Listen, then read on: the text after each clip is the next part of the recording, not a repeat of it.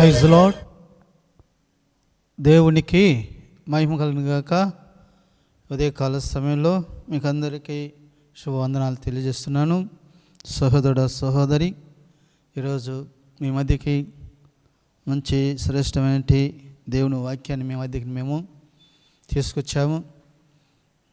మీరందరూ కూడా మీ యొక్క దగ్గర ఉన్నట్టు సెల్ ఓపెన్ చేసి దేవుని వాక్యాన్ని మనము విందాము. దయచేసి వినటానికి ప్రయత్నం చేయండి. వాక్యాన్ని చదువుకుందాం. కీర్తన 20వ అధ్యాయం 4వ వచనం చదువుకుందాం. నీ కోరికను సిద్ధింపచేసి నీ ఆలోచన యావత్తు సఫలపరచునుగాక. ప్రేమంటి వాళ్ళారా, ఇక్కడ మరి వాక్య భాగాన్ని మనం చూసినట్లయితే నీ కోరికను సిద్ధింపచేసి నీ ఆలోచన యావత్తు సఫలపరచునుగాక అని మనం చూస్తున్నాం. నీ కోరికను సిద్ధింపచేసి అంటున్నాడు దేవుడు. అంటున్నాడు నీ కోరికను సిద్ధింపచేసి.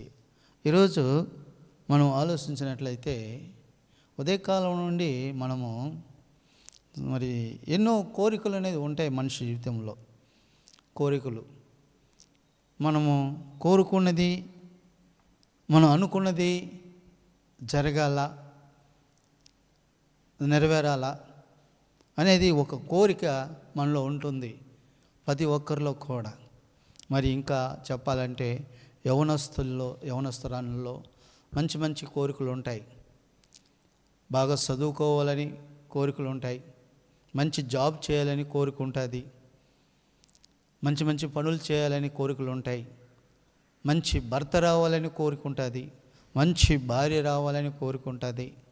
మరి ఎన్నో కోరికలు ఉంటాయి. మరి మంచి వ్యాపారం చేసుకోవాలని కోరికలు ఉంటాయి, మంచి ఉద్యోగం చేసుకోవాలా, లేకుంటే మంచి వాహనాన్ని కొనుక్కోవాలా, మంచి బైక్ కొనుక్కోవాలా, లేక మంచి సైకిల్ కొనుక్కోవాలా, వాళ్ళ సామర్థ్యాన్ని బట్టి మంచి గృహాలను నిర్మించుకోవాలా. ఎన్ని కూడా మంచి మంచి కోరికలు. అంతేకాకుండా మన దేశంలోనే కాకుండా బయట దేశాలను కూడా వెళ్ళి మరి ఇంకా పనులు చేసి బాగా సంపాదించుకోవాలని కోరికలు కూడా అనేక మందికి అనేకమంది కోరికలు మరి ఈ రోజుల్లో ఉంటూ ఉన్నాయి. ఎన్నో కోరికలు మరి అవి యవనస్తులకు ఉంటాయి, మరి మధ్య వయసులకు ఉంటాయి, ముసలి వాళ్ళకు ఉంటాయి, అందరికీ ఉంటాయి కోరికలు అనేది. కాబట్టి మరి ఇక్కడ మనం గమనిస్తున్నట్లయితే మరి ఒకనికి ఒక మంచి కోరిక ఉందంట. ఏమంటే, ప్రభువా నేను ఏదైతే తాకుతానో అది బంగారం కావాలని వాడికి ఒక కోరిక అంట. దేవుడా నాకు నేను ఏదైతే తాకుతానో అది నాకు బంగారం కావాలనుకునేవాడంట. వాడికి అది కోరిక. దేవుడిని అడుగుతూ వస్తున్నాడంట. ఒకరోజు దేవుడు అతనికి ప్రత్యక్షమయ్యి, నైనా నువ్వు కోరుకున్నట్టే నువ్వు ఏది తాగితే అది బంగారం అవుతుందిలే అని చెప్పాడంట రాత్రి తన కల్లో.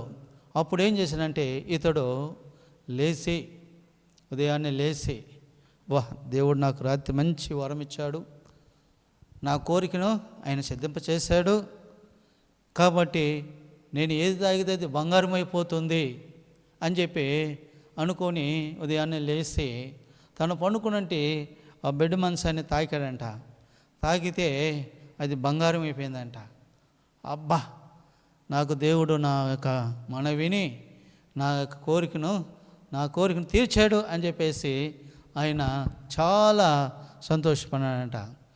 సరే, చాలా బాగుంది, దేవుడు నేను కోరుకున్నట్టే దేవుడు నాకు దయచేశాడని చెప్పి తను ఏం చేశాడంటే అనుకునేసి తను ఇక బయట వచ్చాడు.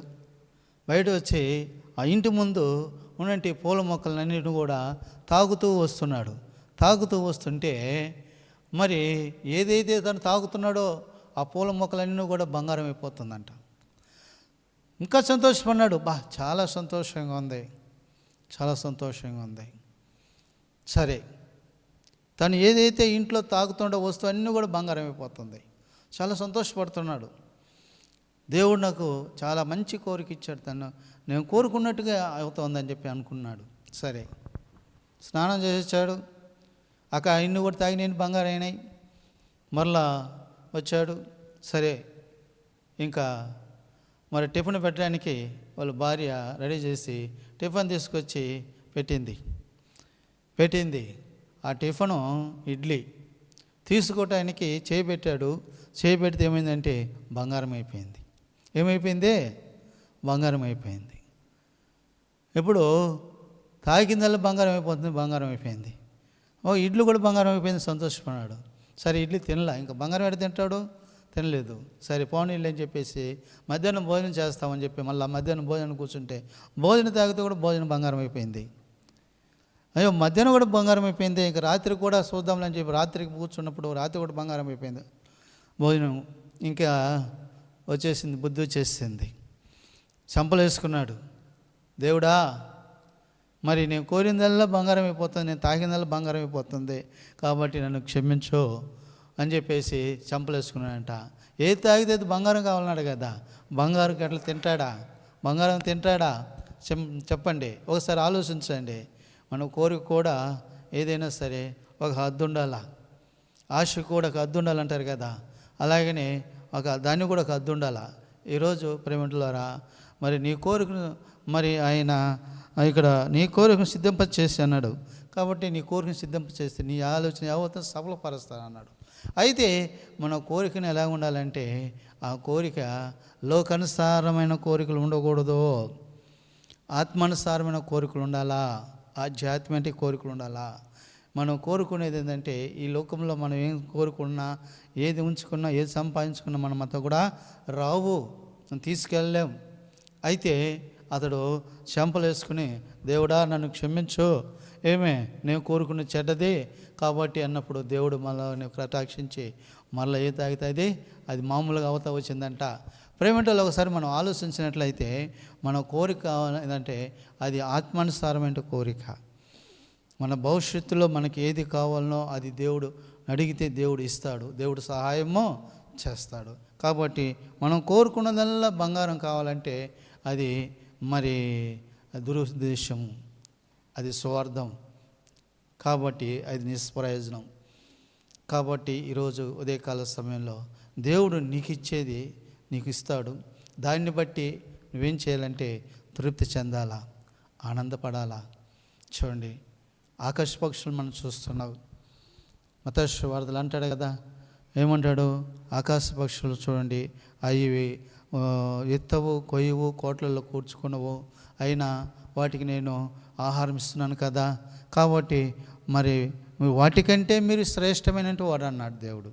శ్రేష్టమైన జీవితం మానవుడికి ఈరోజు మనిషికి దేవుడు ఇచ్చాడు. కానీ దాన్ని మనము భద్రపరుచుకుంటూ దేవునిలో ఉంటూ దేవుని వైపు చూసినప్పుడు మన ఆధ్యాత్మిక కోరికల ప్రకారం జీవిస్తే దేవుడు పరలోకన ప్రతి ఆశీర్వాదము, భూసమైన ప్రతి ఆశీర్వాదము దేవుడు నీకు సిద్ధపరిచి ఉన్నాడు. దాన్ని మనం పొందుకోవడానికి మన కోరిక కలిగి ఉండాలని చెప్పి మనము జ్ఞాపకం చేసుకోవాల్సినట్టు. కాబట్టి నువ్వు జీవించే జీవితం శాశ్వతమైనది కాదు, ఏది సమకూర్చుకొని నీతో కూడా రాదు. అది ఒక సత్యాన్ని గుర్తు చేసుకొని నీ కోరికను దేవుడు సిద్ధింపచేస్తే, నీ ఆలోచన యావత్తు ఆయన సఫలపరిచి దేవుడు నీకు సహాయం చేస్తాడు. అదే కాలంలో తల్లవంచండి, దేవుడు వాక్యం దేవుడు దించిన ప్రార్థన చేసుకుందాం. ప్రేమ నమ్మకమైన తండ్రి, నీకు స్తోత్రం నైనా, చక్కటి నీ దివ్యమైన మాటలు మాతో మాట్లాడినందుకు వందనాలు, మనం బలపరిచినందుకు స్తోత్రములు. మరి ఎత్తబడిన వాక్యమును ఫలింపచేయండి, సాతాను ఎత్తుకుని వాడు కాపాడమని, నీరుగట్టి ఫలింపచేయమని, అనేక మంది మారడానికి రక్షించబడిన కార్యం చేయమని యేసు నామమున ప్రార్థిస్తున్నాను తండ్రి. ఆమేన్, ఆమేన్, ఆమేన్.